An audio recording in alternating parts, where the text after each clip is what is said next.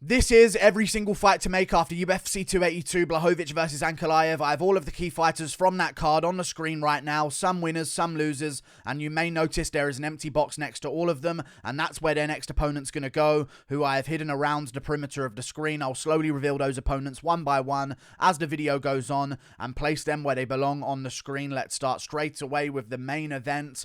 Jan Blachowicz versus Magomed Ankalaev. It ended in a draw. Now there's a new title fight being made between Glover Teixeira and Jamal Hill. And, I mean, he's not on the screen anywhere else, so you know I'm going to run this one back. Jan Blachowicz versus Magomed Ankalaev 2. Listen, I thought maybe this couldn't happen because there was a lot of talk about maybe Jan Blachowicz versus Magomed Ankalaev not being ran back because Magomed didn't want to fight in the UFC anymore or anything like that, and he was really upset about it, but that got lost in translation. He meant he didn't want to fight here anymore. Here was interpreted as the UFC, but he meant it as in the arena he was in and with the judges that judged the fight under that commission and stuff like that. So he still wants to fight in the UFC. They got to run it back. And here's where I'm okay with running it back. First of all, a draw isn't a bad result. Like, I think a little people are really angry about this because of what happened with Pimblett versus Gordon, which we'll get to in a second. But the draw isn't a terrible, terrible decision made by the judges. Like, it's a pretty reasonable outcome.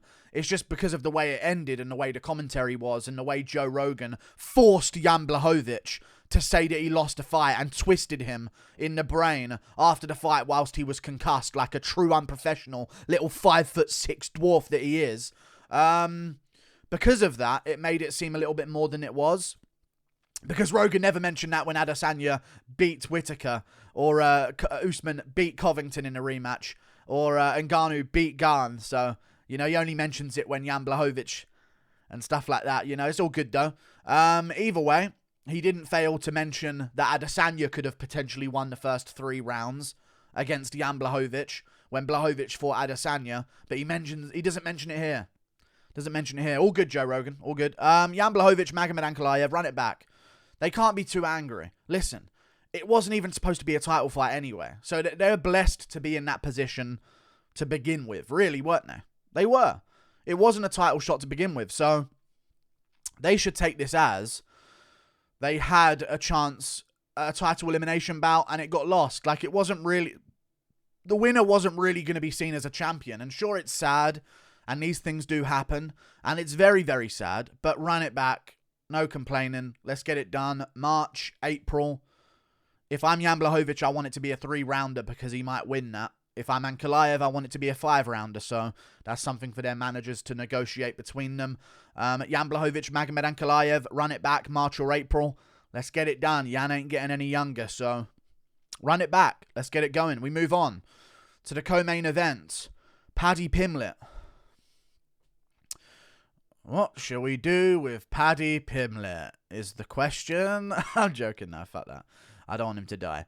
Well, I mean, I'm not going to say it on camera, but either way, Paddy Pimblett beat Jared Gordon. He beat him. He did. He won the decision, guys. It's final, all right?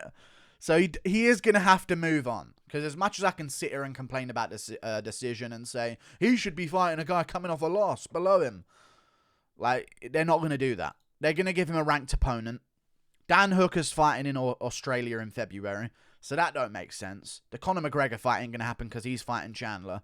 They ain't going to give him none of these other Jarlin Turners, Damir Ismagulov, Arman Tsarukyan winners. I bet you if Bobby Green beats Drew Dober or Drew Dober beats Bobby Green, they'll call out Paddy Pimblett. But I know a guy who wants money. Okay? That's what I know. I know a guy who wants money. And his name is Big Money Moicano. And I think he should be rewarded with a free win bonus and a free performance of the night bonus against Paddy Pimblett. So in April, in May, around that time, Hanato already said he wasn't interested in fighting in March or February on the Australia card time. He even mentioned that maybe he would fight in London, so Paddy Pimblett versus him would be good there. There's also another pay-per-view in March as well. They could do it there. I know Pimblett's injured his foot, so maybe he'll need a little bit more time than the London card in March. So maybe they could do it in April, but I'm down to see Paddy Pimblett versus Renato Moicano. I am, okay? And I do believe that Renato Moicano would win. I really believe that. But I believe, yes or no, Moicano at this point in his career, all of a sudden, is the perfect personality to counteract Paddy Pimblett on a fight week. He'll make the press conference fun. He will. He'll do good interviews. He'll talk his trash. And he'll probably destroy Pimblett, which is good at this point because Pimblett's being delusional. And I've seen it. I haven't even spoke about this since I've made my reaction video, but I've seen some of the interviews. And oh my God, delusion isn't a strong enough word. So, Paddy Pimblett, Renato Moicano, let's get him the money that he wants against Paddy Pimblett. And for Paddy Pimblett, it's a ranked opponent. He was going to fight a ranked opponent if he beat Jared Gordon anyway. Did he beat Jared Gordon? No, but he was given a decision, so they're going to follow the natural progression, and I think Renato's the guy they're going to try and do it against. So we'll see how it goes. I think that's the fight. Main card of a pay-per-view in April. McGregor's coming back April, May. McGregor in the main event versus like a Masvidal or a Chandler. Paddy Pimblett on the card versus Renato Moicano. Sean O'Malley versus Marlon Vera 2 in the co-main event. That card sells itself. Make it happen. We move on. Jared Gordon, the winner of the co-main event of UFC 282. I even watched back the second round because I didn't even watch it back before, but I watched it back. He even could have won the second round. Crazy. But he won the second round. He won the fight. Jared Gordon, reward a little bit, I think, is what we should do. I don't want to give him right back at a queue against some guy lower down, then he has to build himself back up. I think Jared Gordon, he's got momentum of a winner here. So let's give him Carlos Diego Ferreira. A guy just outside the rankings. Older guy as well. Isn't really looking himself recently. It's a winnable matchup, but a dangerous fight for Jared Gordon. But at least it's above him in the rankings. And, Diego Ferreira is also coming off some losses. So I reckon Jared Gordon, Carlos Diego Ferreira.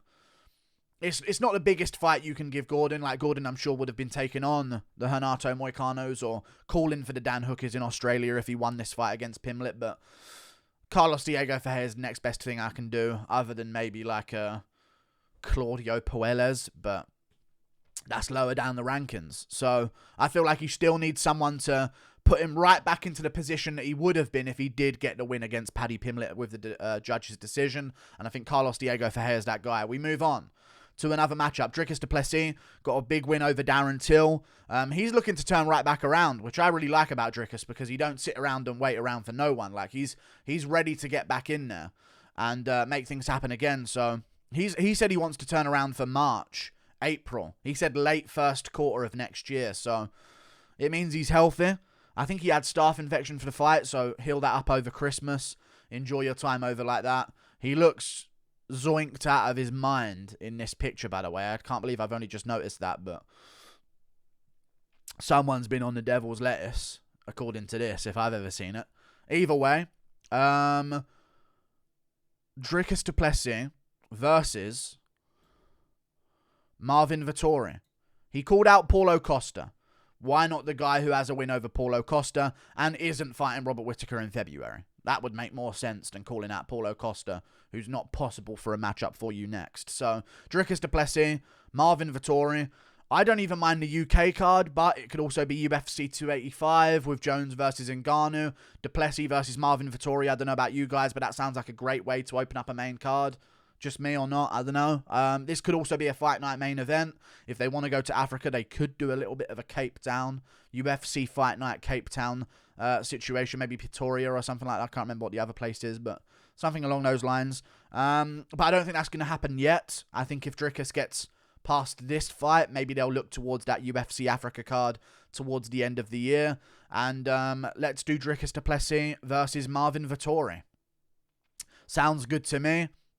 Two juggernauts, two dangerous guys, and it really will be a chin-on-chin matchup with the power of du Plessis versus the bit better technical striking skill of Marvin Vettori. I can see this being a stand-up fight with the grappling ability to negate the other's grappling from both of them. So, I think that's a great way to put on a main card. Main card opener, du Plessis versus Marvin Vettori, UFC 285 at the end of March, or maybe the April card again, the McGregor card, April, May, wherever it's going to be. I'm looking at a card already being matched up here. You know what I mean? McGregor main event. O'Malley versus Vera 2 co-main event. Pimblett, Renato Moicano feature fight. The Plessis Vettori opens up the main card. And then maybe like a Bryce Mitchell versus who I'm going to put him against, or an Ilia Topuria versus who I'm going to put him against on the main card as well. That will sell clearly nearly 2 million pay-per-view buys. We move on. Darren Till loses yet again, but that's no surprise anymore. Darren Till loses. He gets choked out in the third round. He's going to need some time to recover. So I'm not saying right now, but welterweight is the move. At least there's one thing. Darren Till has injured his ACL. You can train around an injured ACL. Till needs to live the life of a bodybuilder. Not a bodybuilder. He needs to just pack on some good muscle, because he don't have good muscle. His muscle's soft. It really is. It's pathetic muscle. And maybe that's because of low testosterone. Who knows? But he really needs to start packing on some good muscle, because it's pathetic at the moment, in all honesty. And I think now that his ACL's gone, his legs have never been his problem. He's always had big legs. So let's focus on getting the biceps going, the triceps going, the shoulders popping, you know what I mean? Like, let's get the traps seizing up real good, okay? Let's get the chest on point, the abs going. Like, you can train other stuff. It annoys me to see Till not training his other parts of his body. I'm having seizures in the shoulder now after doing that. Maybe I need to take my own advice. But either way, Till versus Daniel Rodriguez is the matchup. Till needs to get in much better shape. Lean up. Don't want to see an ounce of body fat on him. Trim down to welterweight. It's his only option. He ain't winning at middleweight. And Plessis said it after his fight. This guy, Matt, he ain't winning in the middleweight division. Too small, too soft. And you could see that in the first round. Till weren't strong enough. He just wasn't strong enough. So if D-Rod waits, if he's injured and he took damage against Magny, maybe. But if he wins a fight in the meantime or loses a fight in the meantime, regardless, he'll still be around the lower ranked area of the welterweight division. So if it's this fight or the next one after D-Rod's next fight, Darren Till versus Daniel Rodriguez sounds like a good fight to me. And also D-Rod would take it because it'd put him right back in a big spotlight fight, and I doubt he's going to get any of those outside of Kevin Holland anytime soon. So, yeah, Darren Till, Daniel Rodriguez, make it happen. We move on. Ilia Topuria got a big win over Bryce Mitchell. And he made a call out, so this is easy for me. He made a call out of Brian Ortega, Low T City. And Ilia Topuria versus Brian Ortega sounds good to me. I reckon this is...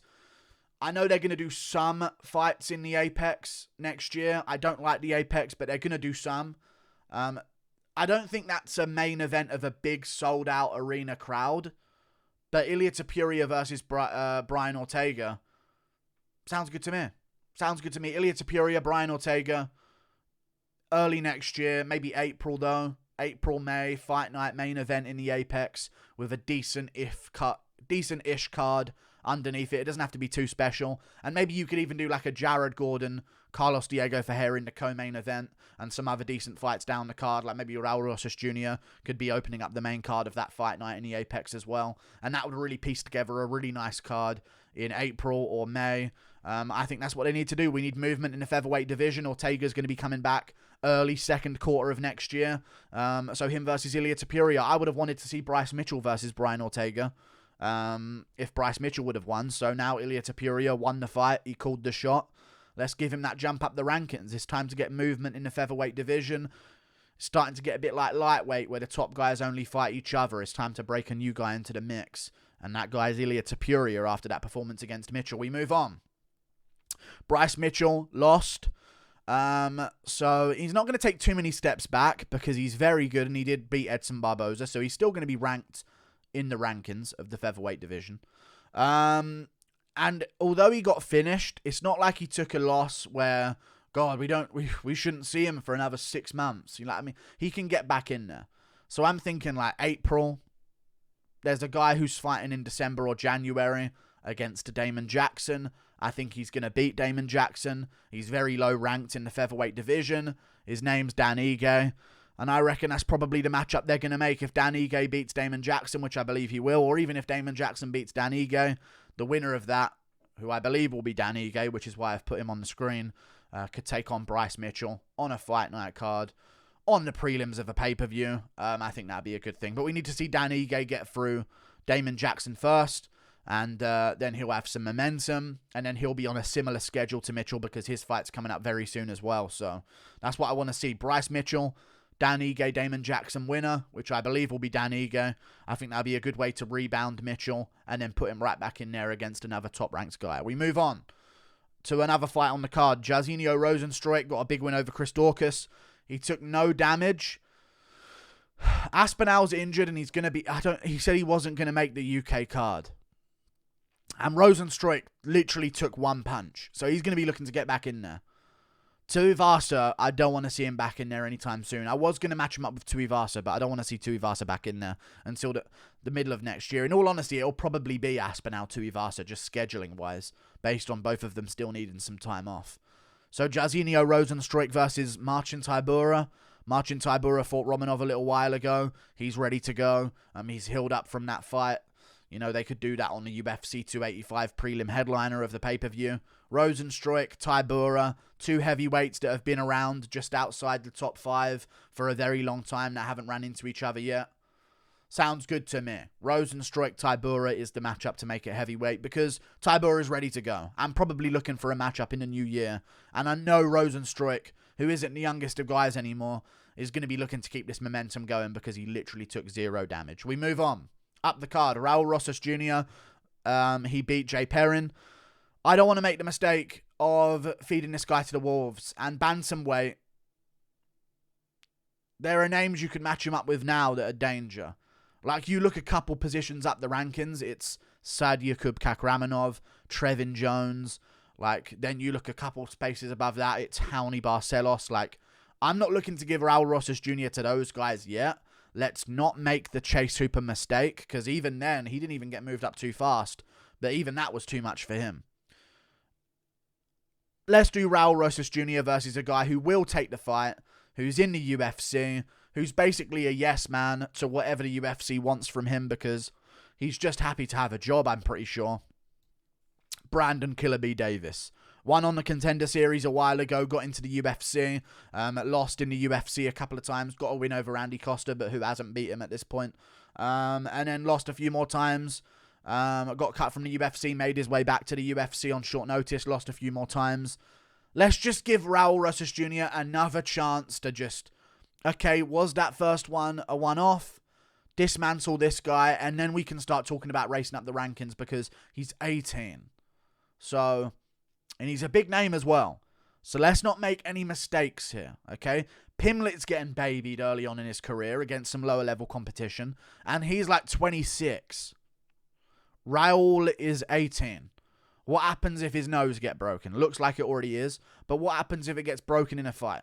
You know what I mean? Like, does he crumble and go, oh, God, never felt this before? Like, we need to see a slow progression. So I say let's give him a Brandon Davis, then another veteran, lower-ranked name in the bantamweight division, and then we start looking at some danger, because bantamweight gets real good real fast. This ain't like a young prospect at heavyweight or a young prospect at lightweight, where there's some... like, bantamweight, they're all good. So, let's chill, give him another guy that he might beat, but we'll see if he does. And let's see how it goes. Moving on, let's go. Like and subscribe, Toodle Pip. There's no more fights left. I don't know why I said moving on, let's go. That was cringe. Goodbye.